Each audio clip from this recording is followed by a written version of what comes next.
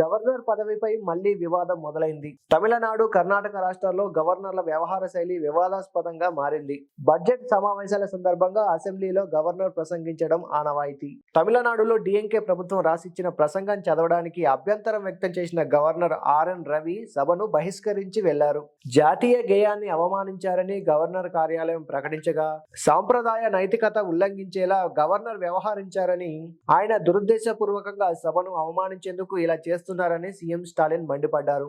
అటు కర్ణాటక అసెంబ్లీలో ప్రభుత్వం రాసిచ్చిన ప్రసంగం చదవకుండా తాను రాసుకొచ్చిన 2 లైన్లు చదివేసి గవర్నర్ తావర్ చంద్ గెహ్లాట్ వెళ్లిపోయారు. 2 నిమిషాలు కూడా సభలో లేకపోవడంతో అధికారంలోని కాంగ్రెస్ ప్రభుత్వం తీవ్ర అభ్యంతరం వ్యక్తం చేసింది. గవర్నర్ తీరుపై తాము సుప్రీంకోర్టుకు వెళ్తామని కర్ణాటక సీఎం సిద్ధరామయ్య ప్రకటించారు.